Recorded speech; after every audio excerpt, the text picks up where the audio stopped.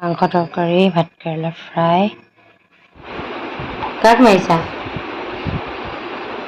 মোৰ ব্লগবোৰ চাই থাকিলে গম পাব বাৰু বহুতৰ ঘৰত কি হৈছে।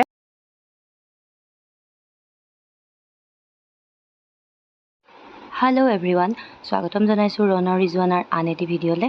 এয়া 20 আগষ্ট মঙলবাৰ। অলপ আগতে এটা ভিডিঅ' পাব্লিক কৰিছোঁ। এয়া 12টা বজাত পাব্লিক কৰিছোঁ।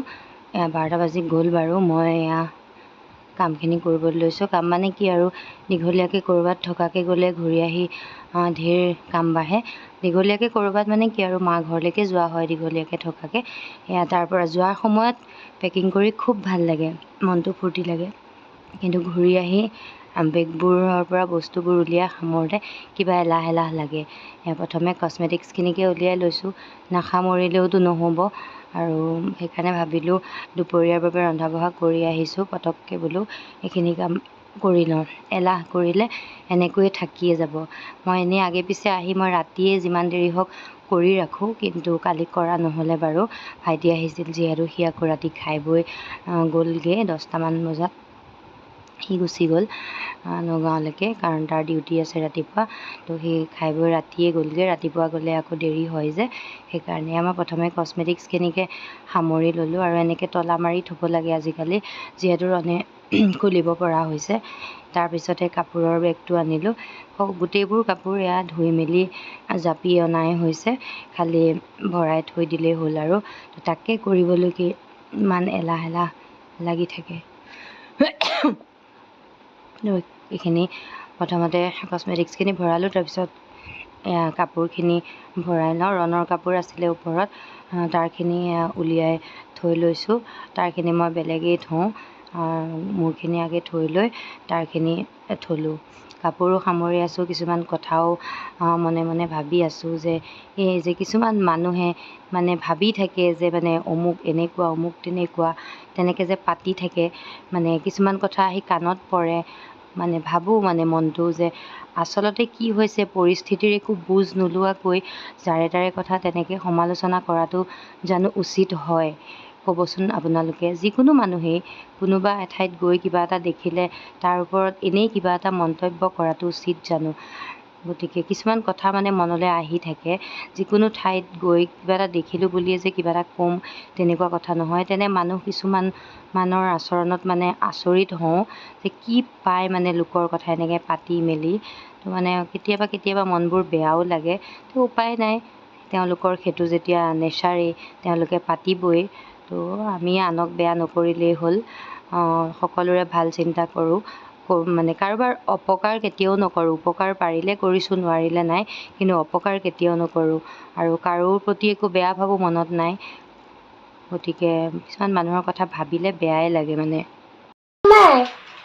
কাম কৰি কৰি মই অকণ বহিছোঁ, আহি গ'ল। গ্ৰীণ মটৰ দিছে মোক এটা। সেইটো পেকেট মইহে খাই আছিলোঁ।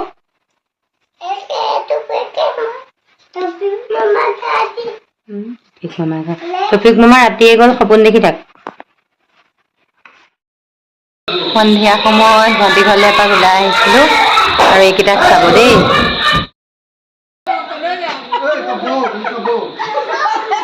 নগ'লো মই।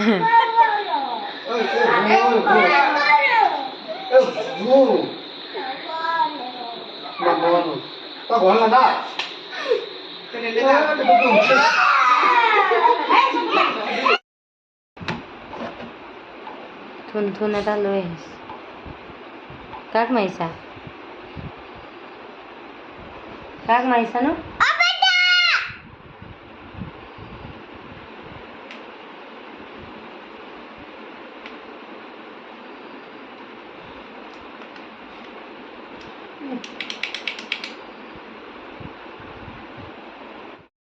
এয়া ৰাতি ভাত খাবলৈ আহিছোঁ। মাংস তৰকাৰী, ভাতকেৰেলা ফ্ৰাই আৰু দালি।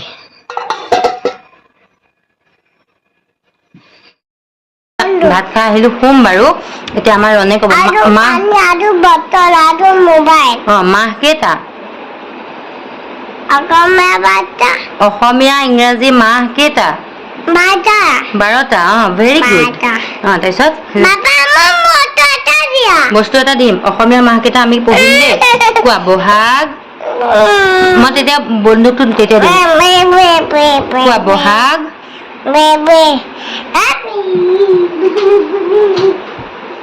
ৰুটি খাই পৰি যাব এতিয়া এইটো কি এইটো কি ক'ব নহয় সেইটো কি খাইছা কি মধুৰিআম নহয় এইটো কি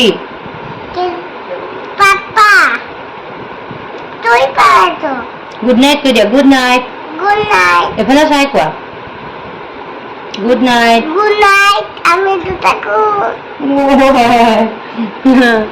আজি ব্লগটো এইখিনিতে সামৰি দিছোঁ চাই যদি ভাল পালে লাইক শ্বেয়াৰ এণ্ড কমেণ্ট কৰিব চেনেলটো ছাবস্ক্ৰাইব কৰি দিব আজিলৈ আহিছোঁ বাই